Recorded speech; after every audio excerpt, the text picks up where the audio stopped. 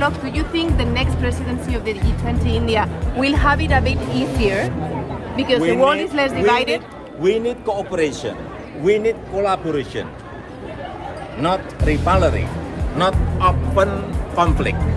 No. And do you think that's going to be more possible? With the room of dialogue, with good communication, I think we will have the solution. Has there been good communication? Guys, sungguh pun KTT G20 telah berakhir, tetapi ceritanya belum berakhir. Sebagai tuan rumah KTT G20, Presiden Jokowi malah mendapat pujian dari Rusia, guys. Yang mana Rusia memuji Indonesia memiliki kemenangan akal sehat dalam deklarasi KTT G20 di Bali. Ayo sama-sama kita simak info ini. Jom.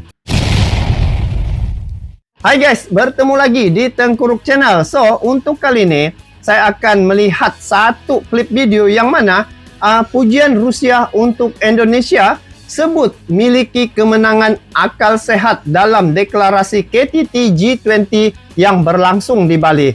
Jadi, saya tengok KTT G20 yang berlangsung di Bali baru-baru ini, Presiden Jokowi telah berusaha keras dan juga telah membuat yang terbaik pertemuan KTT G20 di Bali ini, guys. Dan di sini saya terjumpa satu video dari channel Tribun News ya, guys. Tajuknya Pujian Rusia untuk Indonesia. Sebut miliki kemenangan akal sehat dalam deklarasi KTT G20 di Bali. Memang benarlah.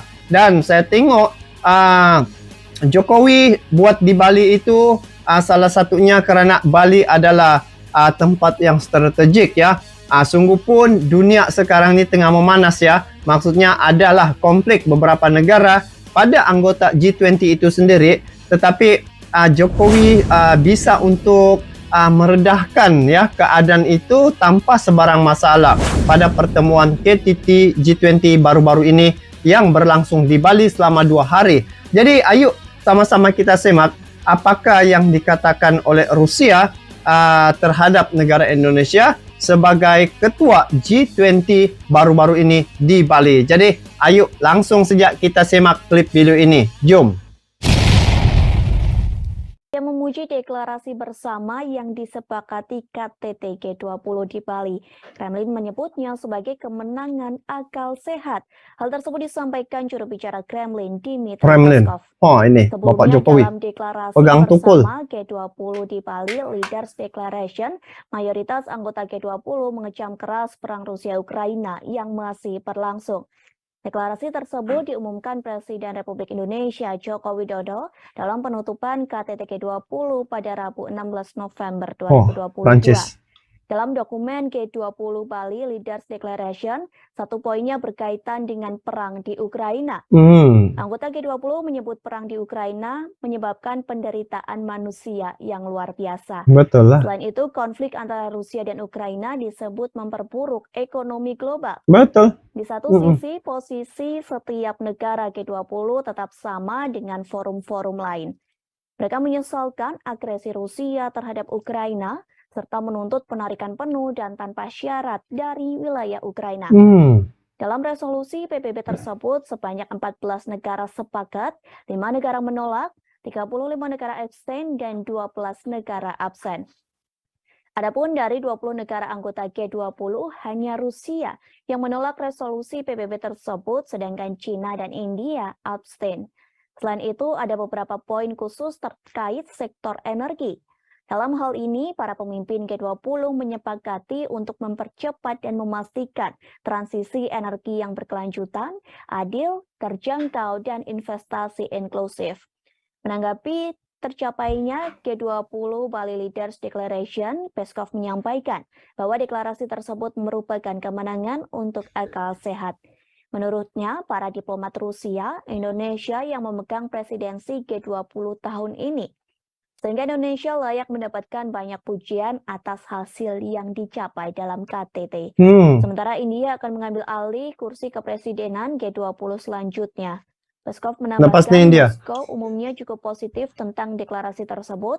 Peskov juga menekankan bahwa sejumlah pekerjaan akan terus berlanjut di platform G20. Oke, ini. Oke. Nah, so itu ya informasi terkait dengan kejayaan yang dikecapi oleh Presiden Jokowi sebagai tuan rumah ya, Indonesia sebagai tuan rumah untuk tahun ini, di mana Presiden Jokowi dapat membentuk dan juga menghimpunkan ini anggota KTT G20 ya. Kalau tidak silap sebanyak 20 negara. Yang saya tidak nampak di sini adalah Presiden Putin dengan Zelensky. Itu yang ketara sangatlah yang tidak hadir.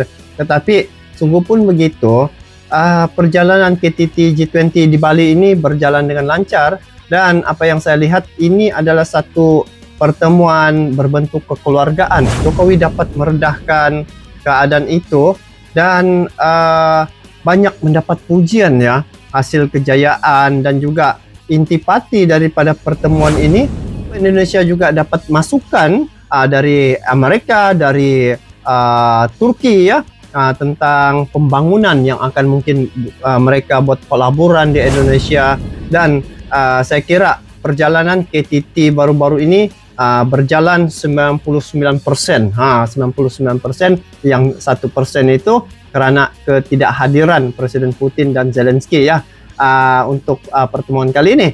Jadi apapun ini adalah info yang menarik di mana Indonesia sentiasa disebut-sebut oleh negara luar ya ataupun dunia, di mana dia dapat mengendalikan KTT G20 ini tanpa sebarang perkara-perkara yang tidak baik, dan perjalanan begitu lancar sekali sehingga kan para pemimpin negara anggota G20 dalam pertemuan ini saya tengok adalah pertemuan yang sangat positif ya, karena semua yang ditemui itu adalah anggota-anggota G20 yang mana mereka ini masing-masing mempunyai kelebihan, negara mereka masing-masing mempunyai kelebihan. Apabila bergabung, misi dan visi Presiden Jokowi adalah supaya dunia tidak terkesan dengan perang yang berlaku antara Ukraina dengan Rusia.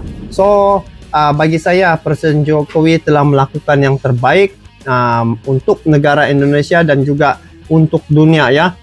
Dia sebagai ketua untuk presidensi untuk pertemuan KTT G20 ini, dia telah melakukan sehabis baik. Jadi apapun tahniah dan syabas ke atas kepimpinan yang dibawa oleh Presiden Jokowi, sehingga kan Indonesia menjadi perhatian dan juga sentiasa disegani dan dihormati oleh dunia. Jadi bagaimana pandangan kalian terkait dengan perkara ini? Kalian bolehlah komen di bawah ya.